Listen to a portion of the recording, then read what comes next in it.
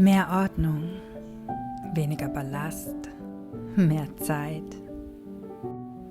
Das hört sich doch gut an, oder? Und vielleicht ist es auch genau das, was du dir für das neue Jahr wünschst.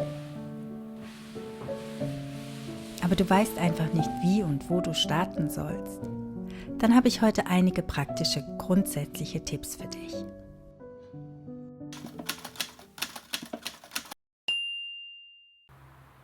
Hallo, ich bin Jemi und um dich ein wenig zu motivieren, nehme ich dich heute mit in meinen Neujahrsmorgen.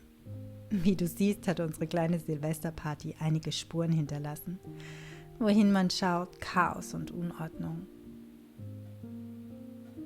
Und möglicherweise sind das eben auch die Begriffe, mit denen du den Zustand deines Zuhauses beschreiben würdest. Doch leider nicht nur nach einer Party, sondern generell. Ich zeige dir heute 5 wirksame Strategien, damit auch du deinem Zuhause zum Wohlfühlen näher kommst.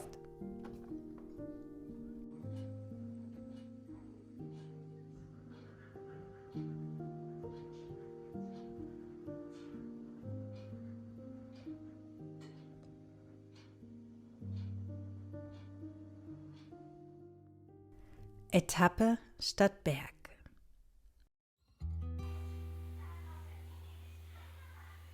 Gerade wenn du in deinem Zuhause mehrere Baustellen hast, die dich stören, kann es sein, dass du dich bereits beim Gedanken daran total überfordert fühlst. Denn wenn wir unseren Blick nur auf die schier überwältigenden Aufgaben richten, sehen wir nicht, wo wir zuerst ansetzen sollen und werden mutlos. Daher schaue nicht auf die Gesamtheit, sondern such dir einen Bereich aus, mit dem du beginnen möchtest. Am besten fängst du dort an, wo es dich im Alltag am meisten stört. Selbst beim alltäglichen Aufräumen habe ich mir angewöhnt, mich von einem Bereich zum anderen vorzuarbeiten. So sieht man schnell Ergebnisse, was wiederum motiviert.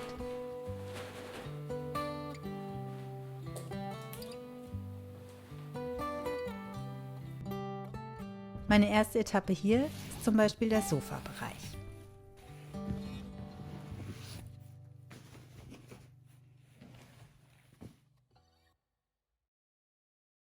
Der Plan.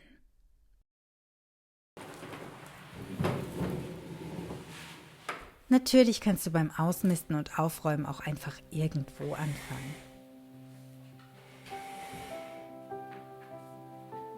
Das birgt aber die Gefahr, dass du dich verzettelst. Daher empfehle ich, mach dir einen kleinen Plan. Überlege kurz, warum du überhaupt ein einfaches Zuhause haben möchtest. Sei es mehr Zeit, weniger Aufräumen, weniger Suchen. Es gibt unzählige gute Gründe.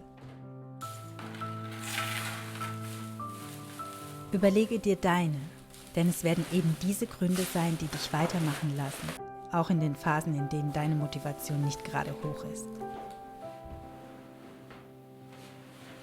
In deinem Plan kannst du dir auch ein konkretes Etappenziel setzen. Vielleicht ist es dein Kleiderschrank. Vielleicht erst einmal nur eine Schreibtischschublade.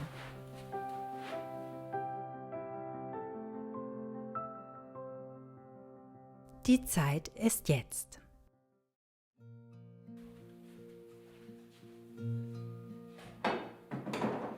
So, nun hast du dir einen Plan gemacht und dir den ersten Bereich, den du angehen möchtest, überlegt.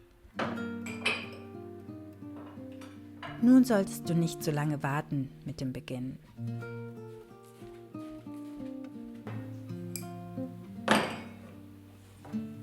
Denn wenn wir die Dinge immer wieder aufschieben, sinkt die Wahrscheinlichkeit, dass wir wirklich umsetzen, was wir uns vorgenommen haben.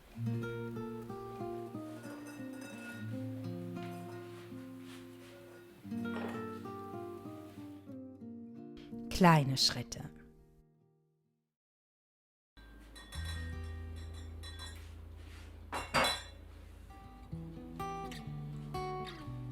Auch beim Ausmisten und Ordnen gilt, selbst kleine Schritte bringen dich ans Ziel, wenn sie beständig sind.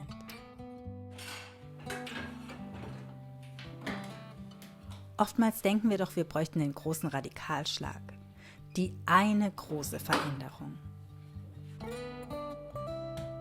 Dabei sind es tatsächlich die vielen kleinen, kontinuierlichen Schritte über Wochen, Monate oder Jahre, die eine dauerhafte und bleibende Veränderung bringen.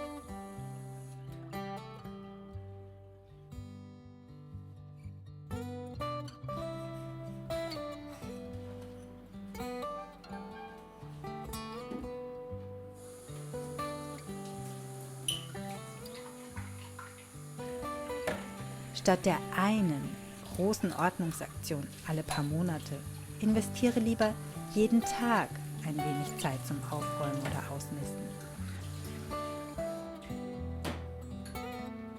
So überforderst du dich nicht und bleibst motiviert. Und ganz nebenbei wird es so auch zu einer positiven Gewohnheit. Routinen.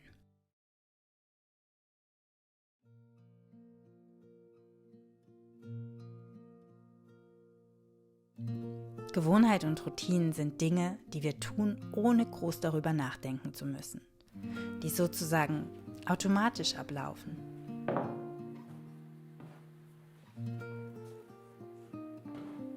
Und Gewohnheiten entlasten.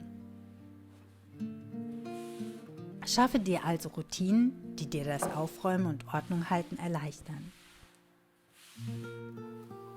Das können kleine Dinge sein wie nicht mit leeren Händen gehen. Hierbei gewöhnst du dir zum Beispiel an, Dinge mitzunehmen, wenn du ein Zimmer wechselst.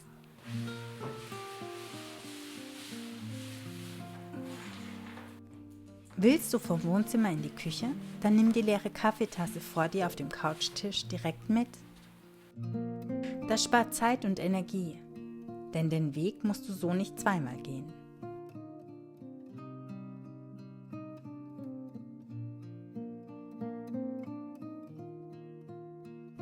Und denke daran, auch kleine Schritte führen dich zum Ziel.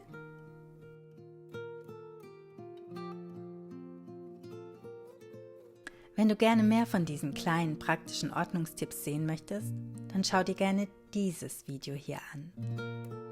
Und wenn du generell mehr zum Thema Ausmisten erfahren möchtest, ist dieses Video hier rechts sicher auch interessant für dich. Wenn dir das Video gefallen hat, freue ich mich sehr über dein Like. Alles Liebe und bis zum nächsten Mal.